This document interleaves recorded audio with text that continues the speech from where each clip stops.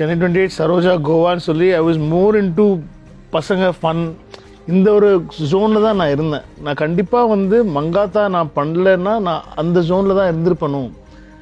அது அவங்கள வச்சு என்னென்ன கதை என்னால் சொல்ல முடியுமோ அதெல்லாம் தான் சொல்லியிருப்பணும் அப்படிங்கிறது. நான் ஆக்சுவலி மங்காத்தாவே நான் வந்து பசங்களை வச்சு ஒரு லோக்கலான ஒரு ஹைஸ்ட் ஃபிலிம் தான் நான் பிளான் பண்ணேன். ஒரு ஃப்ரெண்ட்ஷிப்குள்ளே பிட்ரேயல் அந்த மாதிரியான ஒரு செம்ம க்ளோஸ் ஃப்ரெண்ட்ஸு. ஒரு காசு வந்துட்டா எப்படி ஒருத்தனை முதுகு குத்திக்கிறானுங்கன்ற மாதிரி எல்லாம். பிகாஸ் என்னோட படத்தில் எப்போவுமே ஃப்ரெண்ட்ஸ்குள்ளே நிறைய விஷயங்கள் இருக்கும். ஸோ அப்படி தான் நான் ஒரு அஜித் சார்னு என்னோட வாழ்க்கைக்குள்ளே வந்து நான் வந்து என்னோட தாட் ப்ராசஸ்லேருந்து எல்லாமே நான் ஹேட் டு ஒரு பெரிய ஹீரோ படம் பண்ணும்போது வந்து எனக்கு ரொம்ப சந்தோஷம்.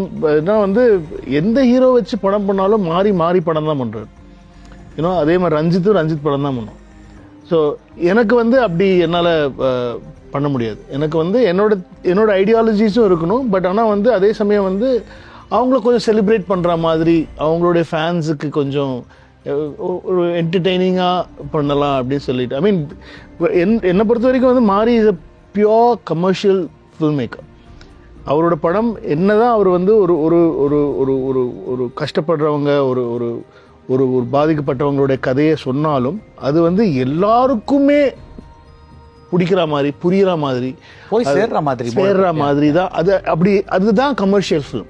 கமர்ஷியல் ஃபிலிம்ங்கிறது வந்து ஒரு ஐடியா நம்ம எடுத்துட்டு நீங்கள் பிஎன்சிலாம் சொல்கிறீங்கல்ல, அதுதான். இப்போ என்னென்னா ஒரு ஐடியாலஜி, அந்த ஐடியாலஜியை வந்து நீங்கள் படமாக்குறீங்க. அந்த படம் வந்து இப்போ இவருக்கும் பிடிக்கணும், அவங்க வீட்டில் அவங்க அப்பா அம்மாவுக்கும் பிடிக்கணும், அவங்க பசங்களுக்கும் பிடிக்கணும், எல்லாருக்குமே பிடிச்சிச்சு, அது ஏற்றுக்கிட்டாங்க அப்படின்னு சொன்னால் அது வந்து கமர்ஷியல் ஃபிலிம். அவ்வளோதான், வேறு எந்த இதுவுமே கிடையாது. ஸோ அதனால் நான் அப்படி தான் போயிருப்பேன். எனக்கு ஒரு ஹீரோ வந்ததுனால வந்து அதுக்கப்புறமா ஹீரோ ஃபிலிம்ஸாகவே ஆயிடுச்சு எனக்கு டோட்டலாகவே. பட் அது ஒரு விதத்தில் கமர்ஷியல் தானே? இல்லை, எந்த வந்து பேசிக்காக ஐ டூ ஒன்லி மேக்ஸிமம் நான் என்டர்டெய்னர்ஸ் தான் பண்ணுவேன். நான் இப்போ மாநாடு எடுத்துக்கிட்டால் கூட வந்து ஒரு அதில் வந்து ஒரு முஸ்லீம் பையன், அந்த பையனை வந்து ஈஸியாக டார்கெட் பண்ண முடியும்.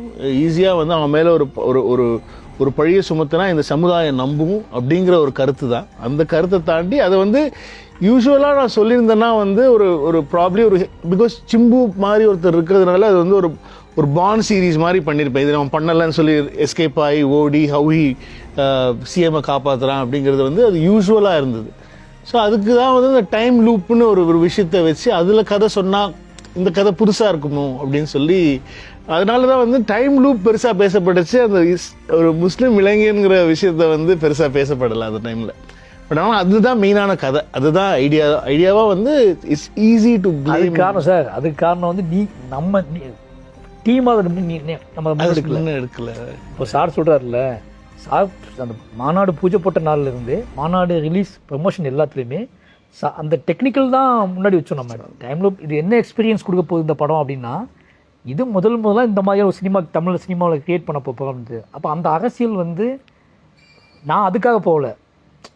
எனக்கு படம் பார்த்து சொல்லவங்க என்ன பண்ணாங்கன்னா, இதுதான் கான்செப்ட் சொல்லும்போது அந்த கான்செப்டை எப்படி ஹேண்டில் பண்ணியிருக்காரு வெங்கட் சார் எப்படி பண்ணியிருக்கான்னு பார்க்க போனால் சர்ப்ரைஸாக இருக்குது, நேர்மையாக இருக்குது, நியாயமாக இருக்குது.